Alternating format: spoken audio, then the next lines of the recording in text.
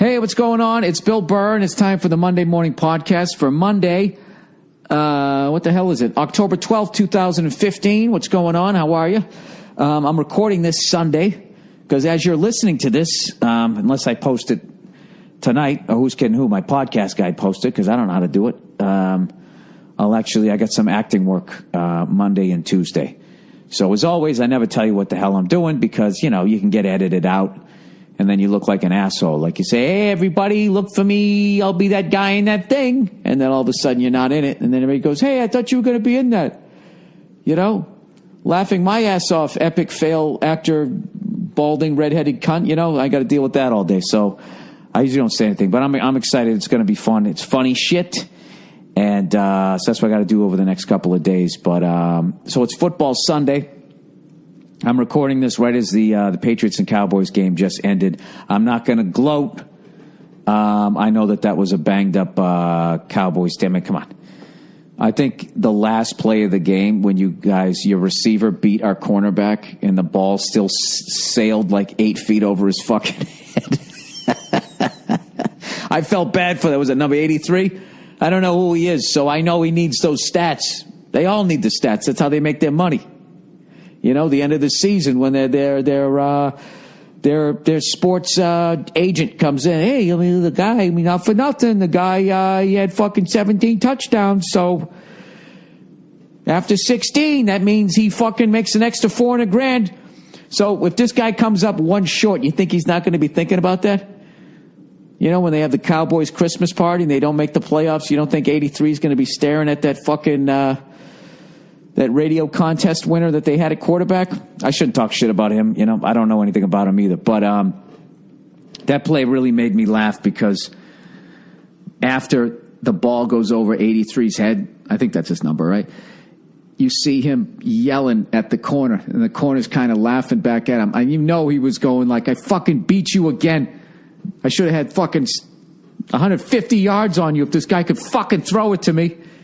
And the other guy doesn't give a shit because he knows in the end, right, it's just going to show up on the stat sheet. Who gives a shit? So, anyways, I felt bad for the Cowboys. Snake bitten. They just fucking snake bitten. They look like they were going to be good. Tony Romo gets hurt. All that bullshit, But I do think on one level it was justice by the football gods that the Patriots, who some people were suggesting, if the Brady suspension went through, could have been 0-4, 1-3, 2-2.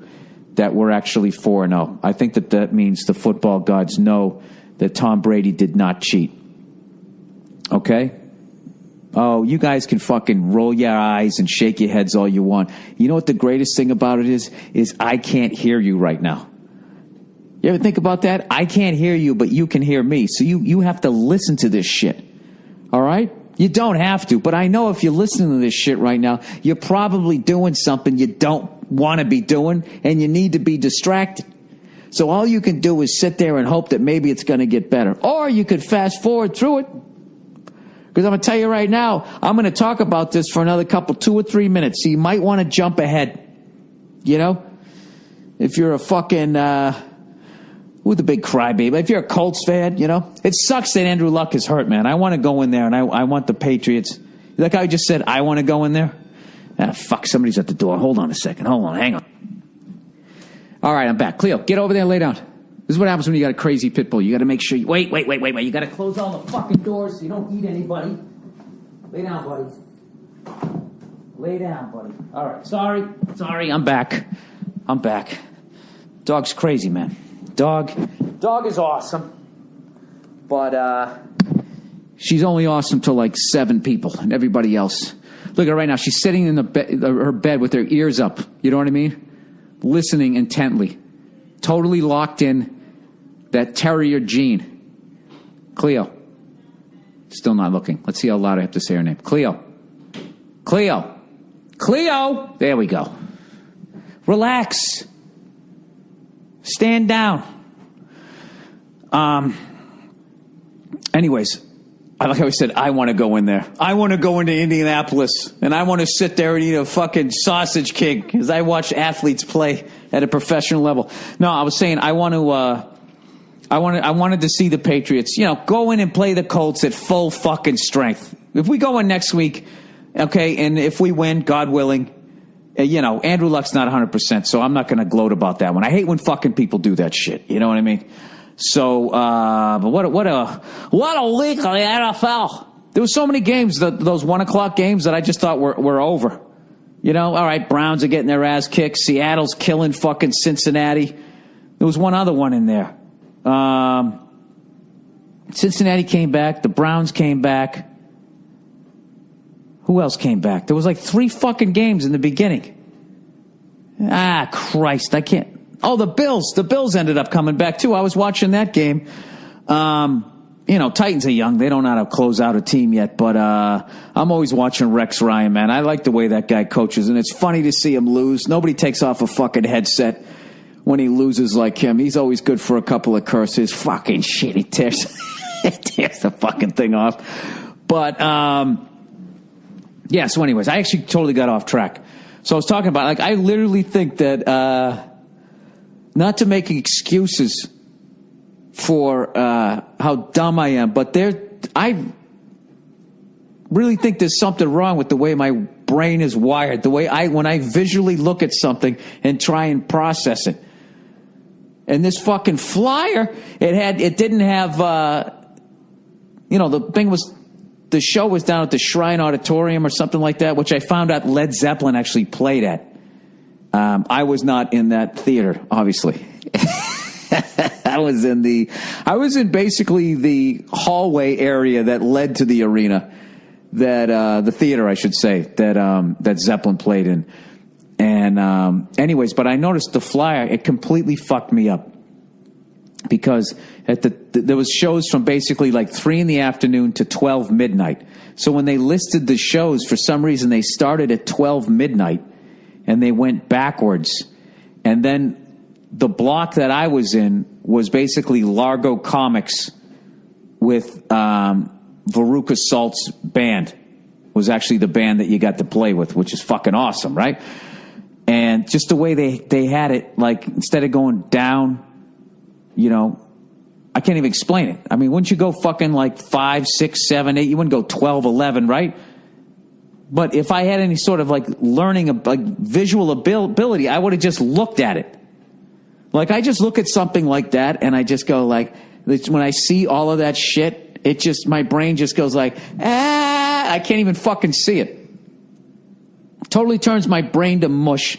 And all I saw was Largo. So my dumbass drives to Largo. Now, obviously, most of you don't live out here. So Largo is basically, without traffic, is about 20, 25 minutes away from the Shrine Auditorium. So there's always traffic here. So it was a colossal fuck up on my part. And of course, I didn't bring I had the parking passes and the wristband. I had all of that laid out, ready to go. And my brain kept saying for days and days and days, going, make sure you have that. Make sure you have that. And as I was getting ready to leave, I saw it on the desk. I'm like, oh yeah, that thing. And then I fucking go to get my keys and then I walk out the door without the parking pass, without the wristband, driving to Largo, the exact opposite direction when I'm supposed to go to the other fucking place. It was an absolute shit show. And I really, on the way over, I can't bring myself to say it because I've always said that it's just an excuse. But I would just say there's something fucked up with the way my brain is wired. Because my whole life, it's like I don't think I'm dumb, but I continue to do dumb shit. So at the end of the day, right, it's the results. That's like saying I'm a good quarterback, but I keep losing the game, right? So at the end of the day, yeah, you suck as a quarterback. So I would love to hear, considering I'm not a doctor, obviously, I'd like to hear your guys' analysis. Because that's what this whole fucking internet thing is about. The internet is about people who have absolutely zero qualification just chiming in with their opinion. Just going on and fuck. That's what this podcast is. I haven't looked up any. I don't fucking know anything, right? So anyway, I drive over to the venue. And it's a fucking gigantic place. It's one of those places when they bring you into it, you don't even know what it looks like. It's so fucking big. I came in from like the parking structure. And I get in. and I'm walking by, and there's the open area that I'm going to be on, that stage, and then I walk by, and then I go by the theater that evidently Led Zeppelin played at, and Reggie Watts is on stage, of course, crushing it. I went upstairs, I met the people in the band, and then they basically just fucking ran through If You Want Blood, and I sat there air drumming, and that's one of those songs that fades out, so the big thing was like, all right, how the fuck are we going to end this song? And they were like, all right, let's do it. So then when I came back downstairs, I'm walking by that. It was this weird thing where you walked behind the theater where the guy was on stage. I can't even explain it. So this time when I go down, Reggie is finishing up. I walk in, go out into this hall fucking area, and then we're in the basically the giant open area that looks like a giant mall after the apocalypse. There was an upper deck, but there was no stores, and it wasn't really well lit. And so anyways, the show starts. Greg Barron kills. Tig Notaro's killing, so I'm thinking everybody's killing. I got to get my shit together. So when I walked into the other area to get my head together, I looked, and Super Dave Osborne was on stage where Reggie was just on stage. And for guys my age and older, you remember him from that show Bizarre, and I'm definitely going to, I got to put up some clips. Hopefully I'll fucking remember. I always say, oh yeah, I'm going to put up some clips, and then I talk for another 50 minutes and I forget it. But he was on stage, and I would have loved to have met that guy. That guy used to fucking kill me when I was a kid. And but anyways, Jesus, Bill, get to the fucking point here. So I go on stage, I do my thing, and tell my jokes or whatever, and now I'm going to go back and go play the fucking drums. You know, when you sit down on somebody else's kit, it's like driving somebody else's car. The chair's either too fucking close to the steering wheel, not the hi-hat and all that stuff. So I sit down, we start fucking playing. I fuck it up from the very beginning. Not in a bad way. I'm just not playing it the way it is on the album. And I can see the guitar player looking at me like, dude, what the fuck? You didn't do that upstairs. So I continue doing the same mistake, but on time. So, you know, nobody fucking notices, but he's looking at me like, wow, is this going to be a train wreck? Or at least I felt he was. It's probably my own insecurity. And then we start to play, and I can't hear anything. I couldn't even hear the bass drum. And it was like, wow. I didn't realize that musicians have to deal with this shit, so it's kind of cool. So I'm literally can almost hear one of the guitarists, and I'm watching his foot, and I just started humming the song in my head. I'm just doing that. It's criminal, living in a human zoo, and I'm just back there humming this fucking song. But it was great. They kept turning around looking at me when we were going into the verse, so it ended up going great, but the highlight of it, other than getting to play with Veruca Salt, which is the fucking shit, they totally rocked the whole fucking night, right? I was, at one point, I looked up at the crowd, because that was one of my goals. Just like with stand-up, like I had to be like, I'm taking the mic out of the mic stand. I'm baby-stepping this thing with every once in a while playing drums, right? I actually was trying to look up at the crowd more. So at one point, I'm looking up to the crowd as I'm humming the song, because I can barely hear people. I saw this woman in the crowd, and she was standing there. She wasn't moving at all, wasn't tapping her toes, wasn't fucking nodding her head, nothing. And she had this blank stare, but she wasn't looking at anybody. She was just sort of daydreaming, standing right in the front. She was like the poster child for like being completely disconnected to anything that was going on stage. And when I saw her, the old me, that would have crushed me, because I was so self-conscious about my playing. But when I saw her, I actually looked down. I just looked down and I started laughing. And I didn't think about it until I was driving away, when I was critiquing the shit out of everything I did. I was actually driving away, and I took that. That was my victory on that one, was that she clearly was not into it, and it didn't rattle me. It actually made me laugh, and I was able to find the humor in that. And I was talking to another comic about it, and I feel like that's the difference between a performer that stays doing it and somebody who just after a while just quits. I'm not saying one person is better than another, but in order to fucking do any sort of performing, you have to find the humor in bombing, or you're fucked. You have to be able to look at somebody as you're trying your fucking hardest, and they're just sitting there like, I mean, dude, she was thinking about next Wednesday or some shit or something from her childhood. Like, she was that far into daydreaming. It was fucking brutal. And you got to be able to look at that and just be like, what I'm doing right now made her do that. You know? Like, that's how bad I am right now. So, whatever. I was able to shake it off. You know, it's hopefully the Cowboys will be able to shake off today's loss. Right? There, did I bring it back? Speaking of losing, my Boston Bruins, my beloved, here we go, Bruins, here we go, are, they're 0-2. Now, we got shellacked by Winnipeg. We played good for a period and a half, you know? But then again, you know, the game is 3 periods. But whatever, it's a brand new fucking team. We got rid of everybody. They got to figure out how they're going to gel, right? So I'm not freaking out yet. And I don't have any, you know, ridiculous expectations, especially of our coach, Claude Julien. And I already heard one guy go after we lost to Montreal. He goes, you know, is it time to shorten up the leash on Claude Julien? It's like, why would you do that? Does he suddenly not understand the game of hockey? Why would you blame the fact that they're 0-2 on him? This guy coached the team when he had the players to winning a fucking Stanley Cup. That was only 4 years ago. It's not like it was 40 years ago. The game hasn't passed the dude by. Okay? In that time, we lost Tyler Seguin, Johnny Boychuk, Dougie Hamilton, and Lucic, the face of our franchise. It's a whole new fucking team. When he had those guys, most of those guys, I don't think Dougie was on the 2011 team yet. I can't remember.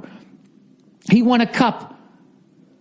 So, I don't think, you know, if you're going to bitch when they're trying to redo the whole fucking team after 2 losses, if you got to bitch about anybody, you got to bitch about our new GM, Don Sweeney. That's the guy who should be taking the heat, not the fucking coach. You know who would say shit like that? Dan Shaughnessy. Dan Shaughnessy would say shit like that because the man doesn't watch hockey. So anyways, I actually saw a lot of positives in the yet another loss to the Canadians, the hated Canadians. So many new I mean, I didn't get to watch the Winnipeg game, but Joe Bartnick from Puck Off podcast told me that Winnipeg is a force and that there's no fucking shame in losing to them. And, you know, they're loaded, which is fucking annoying to me. It's like, well, how are they loaded? How are they under the salary cap and they're fucking loaded? I don't understand. What do they have more money than us? They're in fucking Winnipeg. I've been to Winnipeg. All right? I don't know what the fuck you do out there, but somehow they got more money than us? Why, because they're always digging a new fucking canal for a mall because it's too cold to be outside? Maybe is that what it is? I don't fucking know. But anyways, I saw some positive shit. Jesus Christ, we had like 7 penalties. And to all you Canadian fans out there, I'll admit we were guilty of all of them. I didn't have a problem with any of the calls. Even the 5-minute one that Spooner took, right? That gave him the game misconduct. I didn't have a problem with any of those. Carey Price looked fucking great. And, but you know, other than the first penalty kill, which we looked like a beer league team, you know, we killed off all those, including a 5-minute major. At one point, we were when what's his face? Good Lord, Bill, what is wrong with your brain right now? Brad Marchand, Jesus Christ, he took a penalty. We actually had a 5-on-3. They had a 5-on-3 for a minute. We still killed that. We had a goal called back. I didn't have a problem with that either. We were literally laying on the dude's mask. But I don't know. I didn't think we were bad. We were competitive. I'll give us that. So I'm sticking it out. I'm watching every game. We got Tampa Bay next. We'll probably lose to that one. You know, I don't know. As Bartnick told me, we got to beat the bad teams and fucking hang in there. And who knows? We've gotten rid of everybody. I got to think that we have some salary cap money left over that maybe we can pick somebody up or something. I don't fucking know. I don't know what they're doing, but don't blame the fucking coach, for the love of God. We don't even have Chara. Chara's out right now. But I like that number 39 kid that we got from the Ducks. That, how do you say his name? Matt Bolesky or whatever. He looks good. Pasternak is going to be great. I think we got some shit. Got some shit, right? Krejci's healthy. Gray G, Patrice Bergeron, you know, I think we'll be okay. Whatever. I'm not going to be one of those guys that fucking bitch, moans, and complains, all right? We did fine. Did fine those first 2 games. I'm still going to watch them.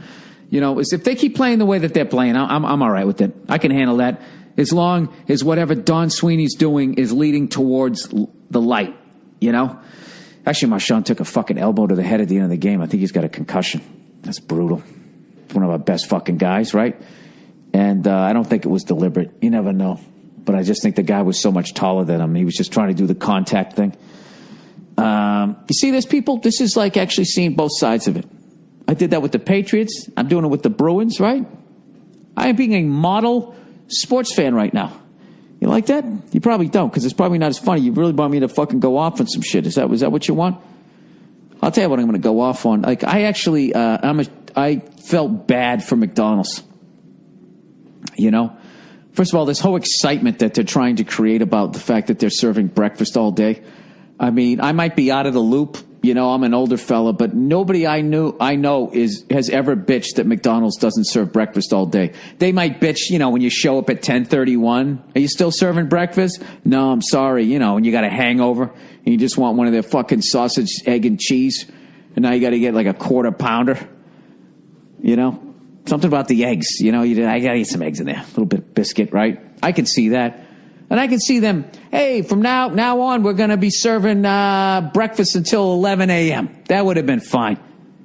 But to watch these guys just cave in to their fan base and just say, you know what? Okay, you know what, you guys, you win. You win. You can have breakfast all day long. To watch them do that, it's like watching a great artist just completely sell out, right?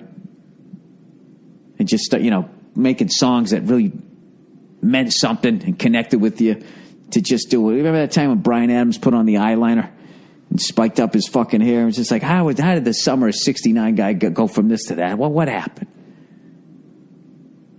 That's what McDonald's is doing right now. They got their eyeliner on. They got their fucking hair all spiked up. They might as well, when they announced that they fucking going to do breakfast all day, they might as well have had Ronald McDonald behind 2 turntables pretending to be like a DJ. You know, have a little self-esteem, McDonald's. Don't fucking give in to these fucking animals. Fuck them. If you can't roll your fat ass out of bed by 10 or 10:30, you're getting a burger. All right? Fuck you. You gotta make eggs for you all goddamn day. I'm not. Fucking burger's like 99 cents. What more could we be doing for you? Could we doing for you? What more could we be doing for you? See that? That's that fucking hiccup in my brain. I think it's a bad move. You don't see Wendy's doing that. Wendy's doesn't even serve breakfast. They're like, fuck you, we make hamburgers. And you know what? They're square. Deal with it. Right? McDonald's, you're the dealer. You're the pusher. Okay? You let the junkies come to you. You don't start slashing prices.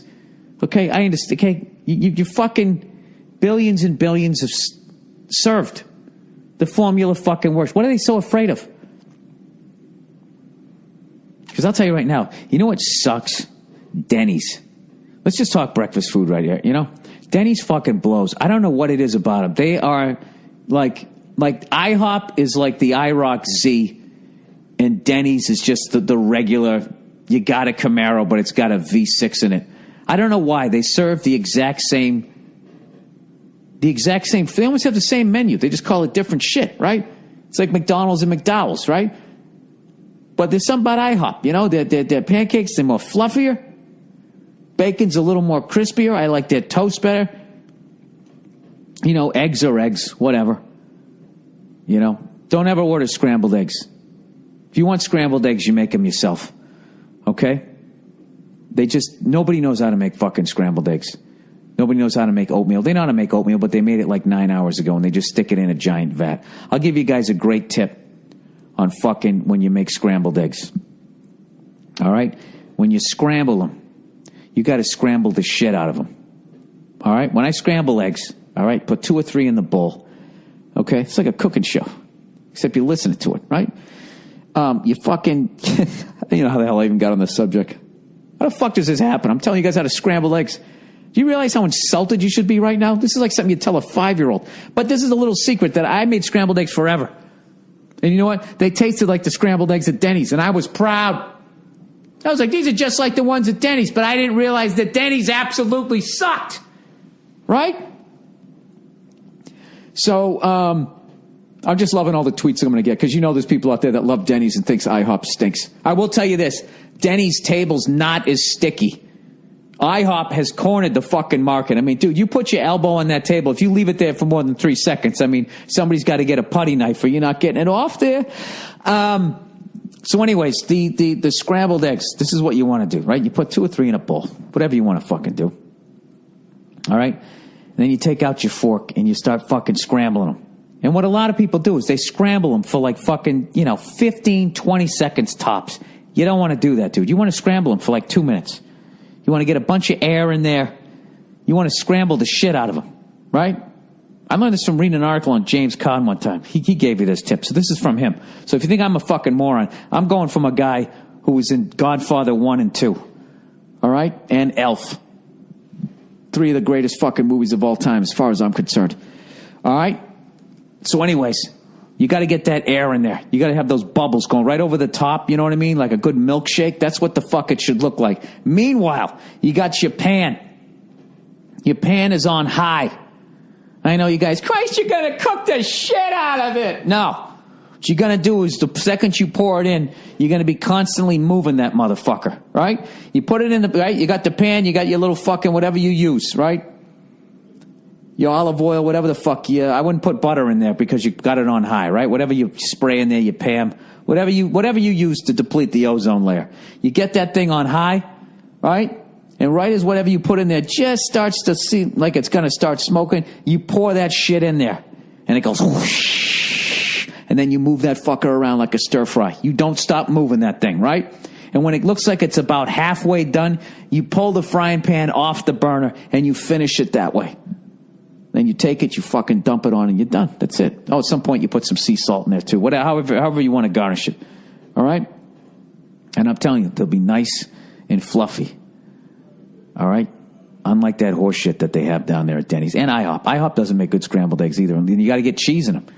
You got to get cheese. But that's like ordering a steak and you got to put like fucking A1 on it because the guy didn't know how to cook it.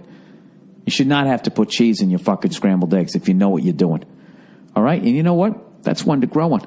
There you go. How was that? It took me fucking 7-8 years of doing this podcast, and I finally told you how to scramble a goddamn egg. Actually, you know something? The cooking it on high part and then taking it off, I learned that from Nia. She taught me that thing. Jesus Christ, we're already fucking halfway through this thing. Let me do some of the reads here for this week. How to scramble an egg. What a fucking asshole. Jesus, that must have been. You should really be fucking offended. You should be offended right now because I'm not really even apologizing to you. I'm just killing time while I try and find where the fuck I put the advertising. Oh, here we go. Dollar Shave Club, everyone. Stop shaving with an old razor. It's gross. Why are you torturing yourself with a gross old blade week after week? Probably because you don't want to shell out $20 for a pack of new ones. Dollar Shave Club has revolutionized the way men shave. With Dollar Shave Club, you can shave with a fresh blade as often as you want because they deliver a whole sleeve of amazing razors for just a couple of bucks a month.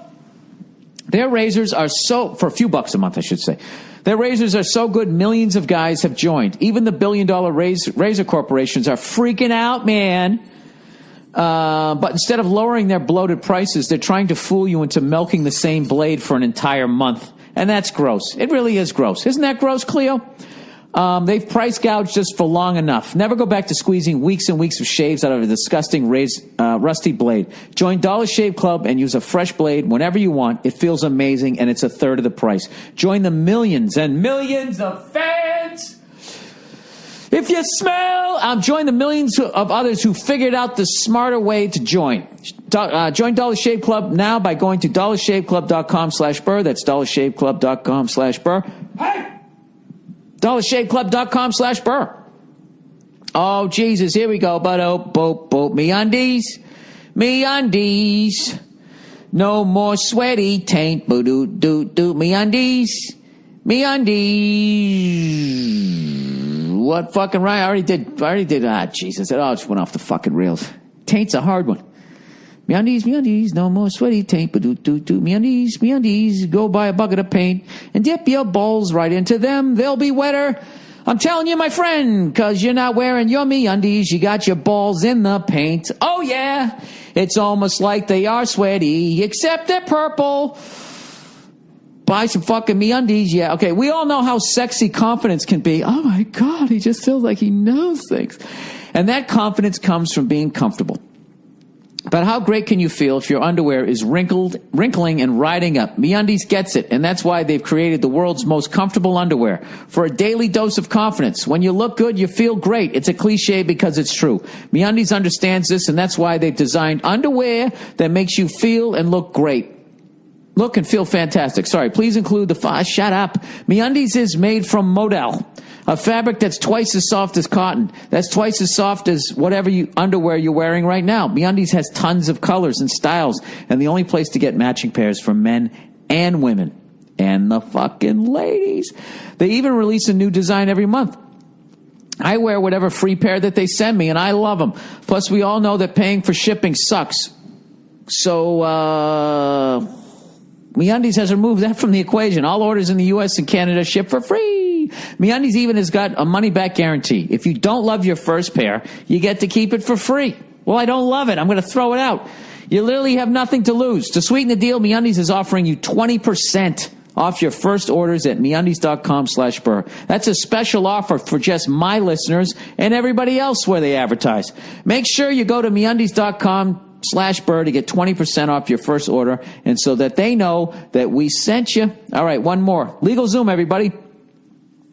You shouldn't have to choose a random lawyer who charges expensive hourly rates when you need legal help. But the legal system is so complicated.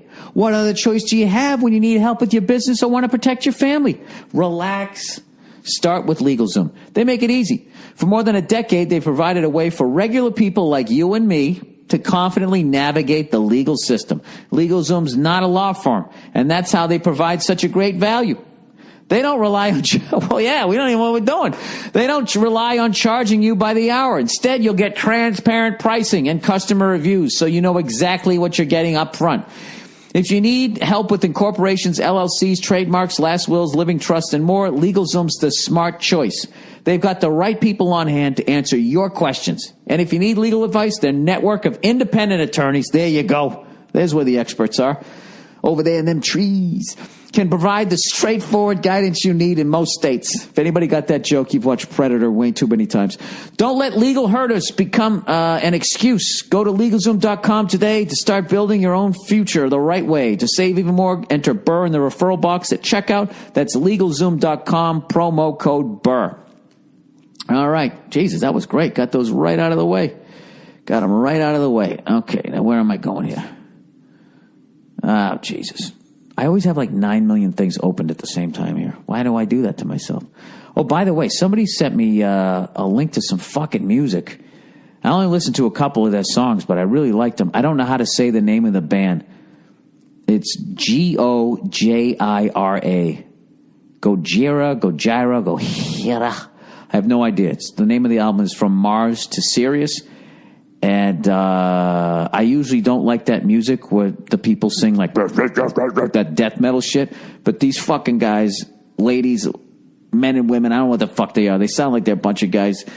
The album blew me away. The song did anyways. It's called The Heaviest Matter of the Universe. I downloaded the album. It came out in 2006, so I'm a little late to the party there. But I want to thank whoever sent me that, giving me the heads up, because I really enjoyed that song, and I immediately went and downloaded the entire freaking album over there. All right, what are we up to here? 34 minutes. All right, I'm going to do a couple more, Cleo, and then I'm going to do the questions, and then we're going to get out of here, all right? That doesn't mean you need to come over here. All right, thank you. Thank you for the kisses. Don't be needy. Get out of here. Go over there and lay down. Go on, get over there. Cleo, please get over there. Thank you. Go on. Lay down. There you go. You got your own fucking couch. How much more could you be spoiled? You know what it is? Was today I watched I watched the Bills game, the Browns, and the Bengals game. I was just clicking around a little bit of the Packers too. And I had the whole house to myself, and I was just laying on the couch, and she was up on the couch with me, laying there like a fucking baby. So now she wants the whole day like that. You know what I mean? She's a spoiled brat. Hey, did you guys see the latest, that FanDuel thing where they got Tiki Barber and Rondé Barber, 2 NFL players, talking about it? And just pick out your fucking thing and pick up your cash. My favorite thing, there was a guy on there where this guy worked on Wall Street. He's crushing it. Pilfering from the greatest generation, right? They're too dumb to know what's going on at this point. They don't know what's going on in their portfolios. Stealing from old people, stealing from young people, licensed to steal. The man is on Wall Street. There's nobody watching these cunts. Every once in a while, they throw a celebrity chef in jail to make it look like they're actually paying attention. This guy was on fucking Easy Street. And for some dumb reason, according to this infomercial, he just decides out of the fucking blue to quit his job and try to win $1 million on FanDuel.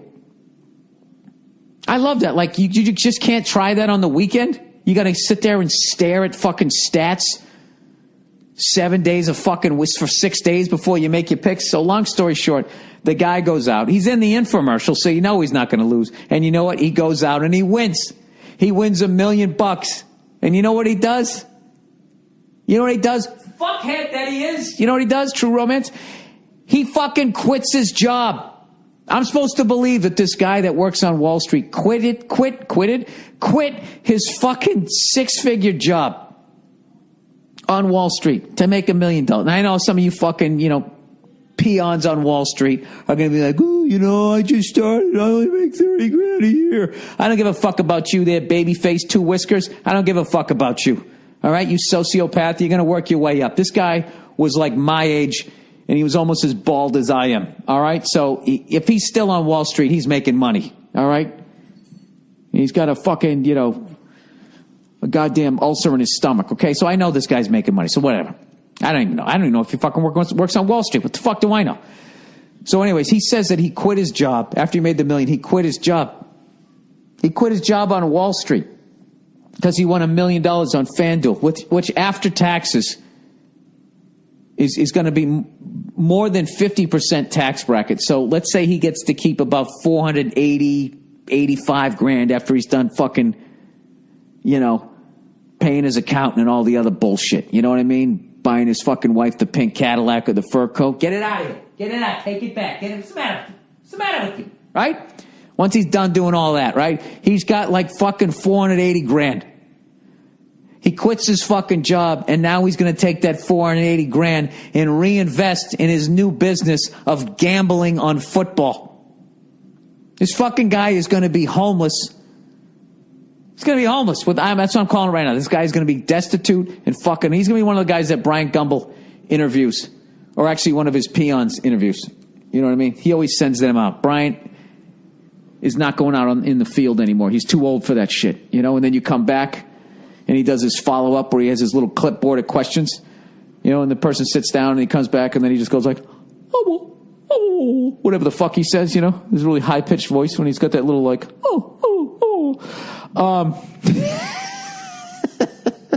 They're going to interview this fucking guy.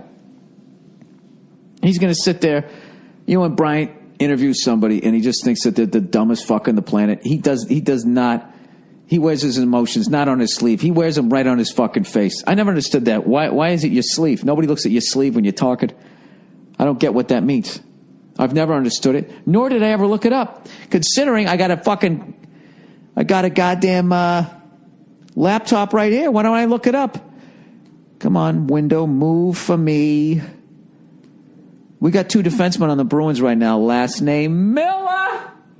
Dude, what fucking Miller you talking about? Well, there's fucking 2 of them. They're both defensemen, Colin and fucking Kevin.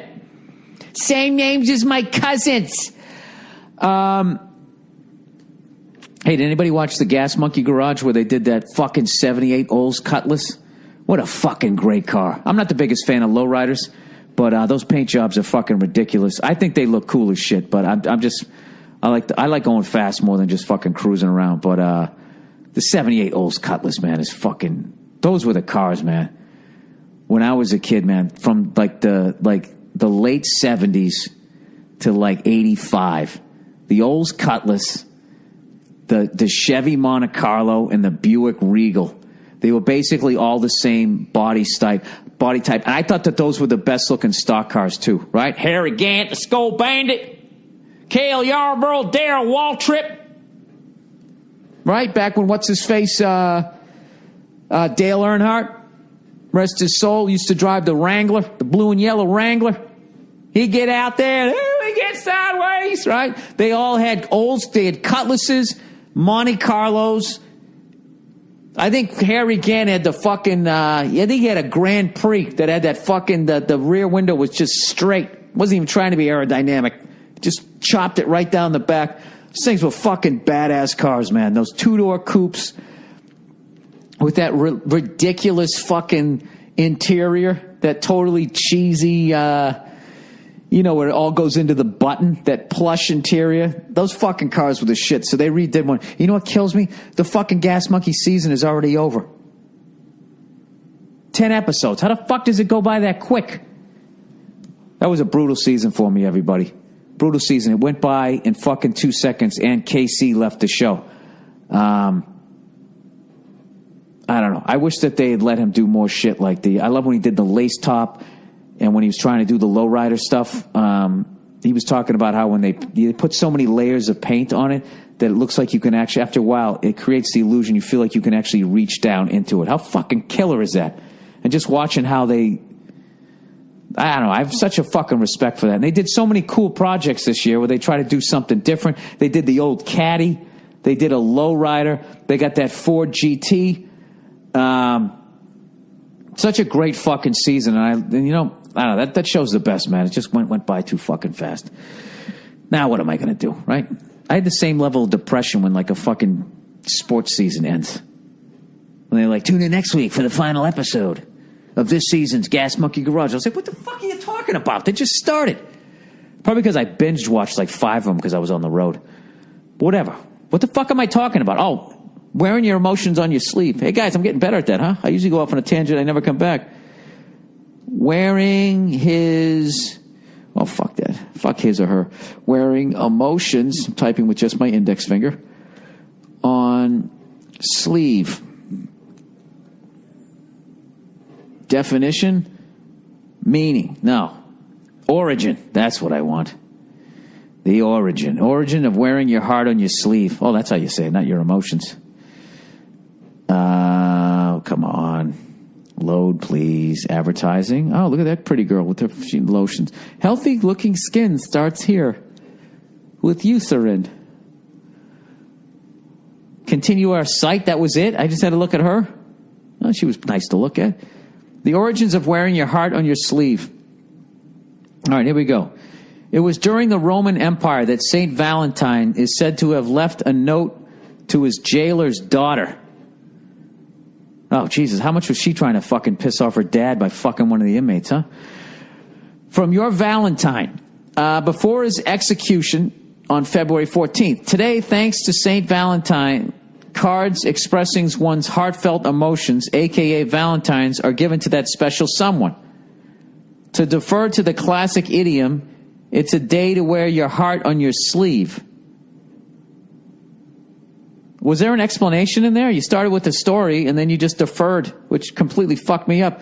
We use the phrase casually to mean exposing our true emotions, making ourselves vulnerable, and letting it all hang out. The phrase is so pervasive that from Ringo Starr to Eminem to Carrie Underwood, those words have turned into... Dude, are you trying to stretch this out any longer? This could have been one fucking paragraph. Wearing your heart on a sleeve. Oh, here we go. But what kind of sleeve? And why on a sleeve? I swear to God, I'm reading the copy. And not pants or legs and around your neck. There's no clear answer. You fucking asshole. But you fucking dick. That's why you were stretching it out. Because if you just wrote, I don't know, I wouldn't have clicked on your site. All right, we got to see it through, people. I'm sorry. There's no clear answer, but many legends attempt to get at the heart of the matter. Now you're going to go into a pun after you tell me this is such a fucking train wreck. I can't stop. It may explain the source of the saying. The 3 most popular are, in the Middle Ages, Emperor Claudius II believed unattached men made better soldiers, so he declared marriage illegal. As a concession, He encouraged temporary coupling. Once a year during a Roman festival honoring Juno, men drew names to determine who would be their lady friend for the coming year. Once established, the man would wear a name on his sleeve for the rest of the festival. Jesus Christ, did the woman have any say? No, she's just a common hooah. Janet Rossi is a hooah. Around that same time, it's speculated when a knight performed in a jousting match in the king's court, he dedicated his performance to a woman of the court by tying something of hers like a handkerchief around his arm. He let the court know the match would defend the honor of that woman. Or we can credit Shakespeare, and I'm not reading this Shakespeare. You want to hear me read Shakespeare? Okay. Iago. It is sure as you are Roderigo. Were I the Moor, I would not be Iago. Well, I'm glad you cleared that up, Billy. This is right here why I flunked all this shit. In following him, I follow but my... dude, fuck you. Fuck you. All right, Jesus Christ. Why don't you... Jesus fucking Christ. You know how depressing that was? That fucking attempt right there. It's amazing. It's amazing I succeed in anything, isn't it? Oh, by the way, they were doing this 20-year retrospective on the O.J. Simpson trial. It was funny, and they said the exact same shit that they said 20 years ago, how polarizing it was and how white people saw it one way and how black people saw it another way. Now, obviously, I'm not going to be dumb enough to try to speak for black people here. I wouldn't do that. But I'll tell you what, there was plenty of black people on that show speaking for white people. And, I'm not saying they were 100% wrong, but they were never speaking for all the sports fans out there who happen to be white like me. The whole trial, when I was watching that, I was never thinking, oh, that son of a bitch black guy killed that pure blonde white woman. I never thought that shit. The entire trial, I thought the exact same thing. Anytime I would turn it on, I would think the exact same thing. I would be like, that is fucking O.J. Simpson. O.J. Simpson is sitting behind that table on trial for a double murder. I grew up watching that guy. When he did the Hertz commercials, I was like 5 or 6 years old. And that old lady, go, OJ, go, right? When he would fucking jump over the luggage. I wasn't old enough to know that a black guy starring in a fucking commercial like that was groundbreaking. I didn't. I just knew that guy was fucking awesome. He had a cool nickname. My first pack of football cards I got, Cleo, for the love of fucking Christ, can you lay down, buddy? All right, get up here. Get up here. There you go, lay down. See, I give in. I give in because you're so cute. Anyways, back to OJ. My first pack of football cards that I got, he was right on top. Right on fucking top. I think the gum was in the back, so it didn't ruin it. And that was like my prized possession. And I remember I was so young when he got traded to the 49ers. And I got that Topps football card that me and my brothers used to call side year because everything was on when we used to trade. Like what year? Flag year, side year, football year. Rather than the years. I thought it was going to be worth money because he was on a different team. Like, wow, this is O.J. Simpson's on the 49ers. This is going to be worth money because people, I didn't realize that the rookie card. I was young. I was stupid. And then I watched his fucking movies, The Naked Gun. I watched him on Monday Night Football when he was with Joe Namath. And he would be like, you know what I would have done right there? I would have cut back. He used to say what he would do. And then Joe Namath would always say the same thing. That was a really nice play. Play. He used to always say that shit. And it was a terrible year for Monday Night Football, but whatever. I just remember hearing shit that Bob Costas and Al Michaels, weren't in contact with them anymore. It was the first time I really remember watching somebody have it all and then fucking lose it all. And it was always, that's how I always looked at him. O.J. Simpson's 2003 fucking yards in a season, Heisman Trophy winner, star of The Naked Gun 1 and 2, and that fucking movie where he was the astronaut, right? And the thing goes bad and then they try to kill him. That's who the fuck he was. And there he was just sitting there on trial. I couldn't fucking believe it. So, the next time they do one of those documentaries, they got to have a dope like me in there. Not going like, in the history of the justice system, black people will always see the white person get up. To me, it was O.J. Simpson. All right? For you youngsters out there, just who's your guy? You know what I mean? Is there even a guy like that anymore? I don't know. I can't relate to it anymore because every time I look at an athlete now, it's just somebody half my fucking age living a dream that never happened to me. All right, it's fucking ridiculous. All right, where the fuck are we here? Let me get to some of the reads for the week here, and then I'm gonna go work out because I go to the gym every day. I'm maintaining, guys. I put on a few, then I take it up. Put on a few, take it up, but I'm still at my fight and fucking weight. Which I don't even know what the fuck it is anymore, which is good because I got acting work tomorrow. So maybe I'll look sexy and maybe I'll get some more work out of it. I don't know. Where the fuck is... Oh, did I close the wrong one? Ah, Jesus. Can this be like a new segment on the fucking podcast where Bill tries to find the fucking window that he opened and everything was fine and he had it all set up and then he fucks it up when he's on live? All right, content. Hey, if you guys want to email the podcast, bill@themmpodcast.com. All right, DraftKings insider explanation. All right, because I didn't get it last week. I didn't understand why it was such a big fucking deal that some people from DraftKings won $300,000 at FanDuel. And they were saying that they had inside information. And I was like, what are you, friends? Whoa, what are you, friends with a player? So, Bill, not trying to be a cunt here, just explaining why that guy from DraftKings, what he did was considered insider information and he made money. Basically, he had access to the percentage of ownership of the players. For example, he knew that 58% of people were starting Brady, 13% were starting Russell Wilson, 80% starting Julio Jones, etc. Obviously, these are not the real percentages. It's just an example. Well, even if they were, I wouldn't be able to figure out the math. So... thank you for giving me round numbers. Anyways, he and only others at DraftKings had that information, not anyone else, meaning the general public, that were playing in those games. The numbers are released after the lineups are locked, but he had them beforehand. Okay, so I understand that he had information, but I don't understand what you do with the information because I don't play fantasy football or do this shit. So hopefully you'll break it down a little more. He and the player percentage owned is potentially the biggest factor when picking players. Why is this significant? Dude, please don't ask the questions. Just fucking give me the answers. Why? I don't know. Well, the only way to actually make money and get ahead of other players is if you had different people starting than them, right? If 80% of the people are starting Julio Jones and you have him, you won't get ahead of people. You'll be even with them. Yeah, but if Julio has a bigger day, you're going to be fucked. So what this cunt did was look at the players with the lowest percentage owned that also had the highest potential to have big games. He used this insider information he had at DraftKings to play in big money tournaments at FanDuel. Also, he won big money almost every day playing MLB Fantasy. It's not out of the question to think he could have had information from Shark. His buddies are the highest bidder. Oh, well, that's very interesting. That's really fascinating. That's going to be a great movie, right? That's going to be one of those Facebook movies.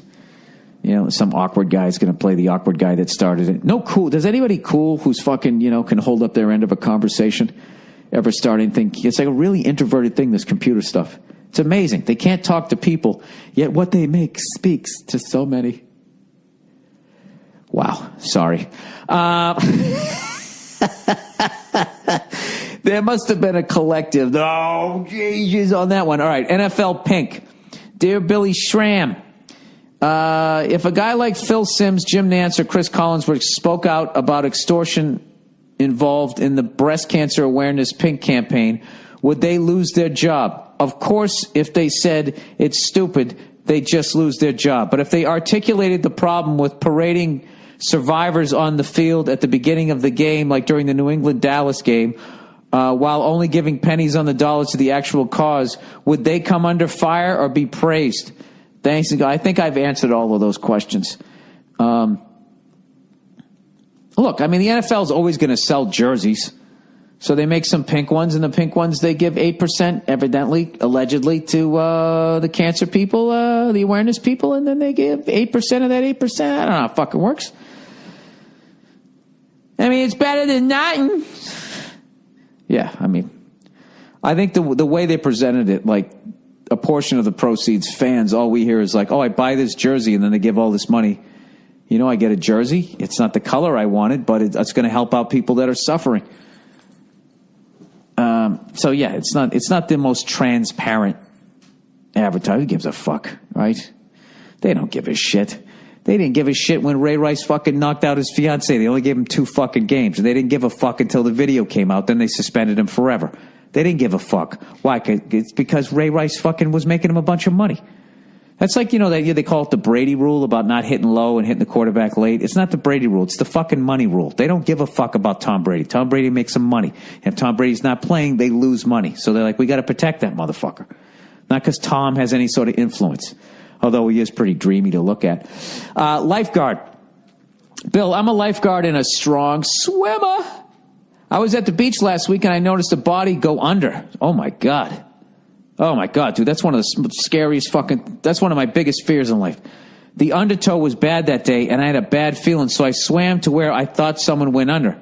I pulled up an 11-year-old kid. He had water in his lungs and was struggling. Dude, this better be true. Because or you better go into writing because I'm riveted right now. I didn't need to give full-on CPR, but I did have to administer the proper response to get him to cough out the water. He wasn't small, and he wasn't being stupid. That's just the way the ocean is. The next day, the newspaper tried to interview me. I really didn't want to. Every time someone does something and they're in the paper for it, it feels like a celebration. It's not. Someone could have died. I understand that I may have done something great. Are you doing the aw shucks thing? Is this like a humble brag? I've been told that. I just don't want to celebrate it. The reporter said that I was doing a disservice because I was preventing the story from being inspiring. Do they need my soundbite? Can't the story be enough? Am I an asshole? No, you're not. You're not an asshole at all. Just you do what you do and then fuck them. Fuck them. Yeah, let them figure out what the fuck happened. I don't think you are. I don't think you're being an asshole at all. If you're telling the truth and you're actually being honest right now, you didn't use your name, so you're not going to get any praise. I think what you did was great. Yeah, I don't need to fucking talk to you. I don't. We ain't supposed to talk about how fucking great you are. I saw him go under, and I knew if I didn't get out there, if I didn't do something, nobody would. No, I think, especially this day and age when Jesus Christ, sucking a dick gets you a TV show, you actually save somebody from drowning. I mean, probably get a fucking miniseries. Actually, is that better than a TV series? Well, most TV series don't get picked up. I don't know. Actually, you just get a pilot is what you really get. All right, Bill, you done? Yeah, I'm done. All right. My girlfriend wants to sell her panties online. How do you not read this? You guys, I don't even give a shit if these are real or not. These are very entertaining. Hey, Billy Beef Farts. I don't know what that means. My situation is exactly what it sounds like. Last week, my girlfriend of 6 years asked me if I think it's okay if she sells her used panties online. Gross. To some of those weirdo fetishes who enjoys that kind of shit. I said, sure, thinking, what's the harm? But what if one of those guys is as a forensic expert? And that's also his fucking, and that's how he kind of, going to all those murder scenes. He started sniffing panties. Now he's afraid he's going to get caught, so he orders them online. And then after a while, the smell isn't enough, so he starts dusting the panties for prints. And next thing you know, he's standing at your door with a fucking meat cleaver and a hard-on. And you answer the door, He's got one hammer for one, he's got the axe for the other. And you show up, that's going through your fucking head, and then he's going in looking for your pantyless girlfriend. I think you're fucking nuts. Anyways, I said, sure, thinking, what's the harm? We're both university students. She needs money, and what's the harm in milking these wackos for her old panties stained in clam juice? Dude, there's no way you love this woman. Here's the problem. She tells me that she needs to have pictures taken in these panties to prove to her potential clients that she did actually wear them. No, she doesn't. They want to smell them so they see her, so they can and fucking rub them out. When she told me this, it wasn't really in a way that was asking for permission. Not that I would expect her to. This is how much the fucking American male has been beaten down, that if they don't let the woman in their life do every fucking thing every fucking idea that comes to her head, if they get in the way of it, they're crushing her dream. How about if you're you're not even her boyfriend at this point, you're just an entourage member. Just going, hey, where are we going tonight? Oh, that's cool. Can you be a fellow? Do you love this woman? Don't fucking let her do this. This is a dumb fucking idea. Don't you have dumb ideas? Doesn't she say to you every once in a while, hey, that's a stupid idea? And then afterwards you're like, Jesus Christ, what was I thinking? Thank God you're in my life. This is when you need to step up, not stand down. She just, dude, if she fucking does this, she's in the porno industry.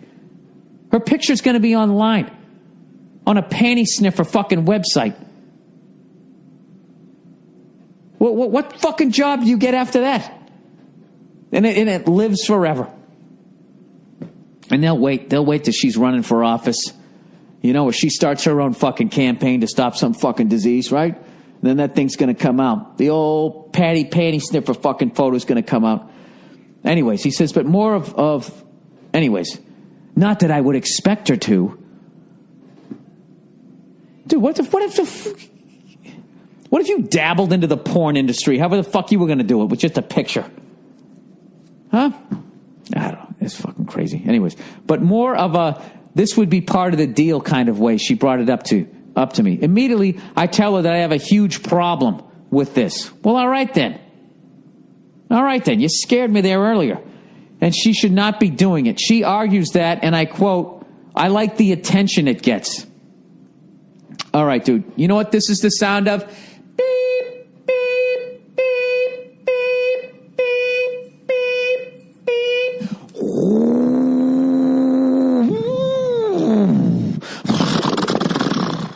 That is the sound of you backing up the dump truck that she's laying in the back of and dumping that bitch in the trash. Dude, this is not the mother of your kids. This, God bless her. I don't know who the fucked her up. It's over. Out. It's over, dude. It's out. It's done. I don't even need to read the rest of this. He goes like, what the fuck am I supposed to do here? Beep, beep. That's what you're supposed to do. Keep my mouth shut and act like a cuckold or fight this thing to the bitter end. I know it's her body and she has the right to do anything with it. Shut the fuck up with that! Jesus Christ, these fucking feminists, you guys have turned into zombies. This isn't like a date rape situation here. She does have the right to do it, but you're stopping her from getting into the porn industry. But it makes me feel like a complete tool. It should.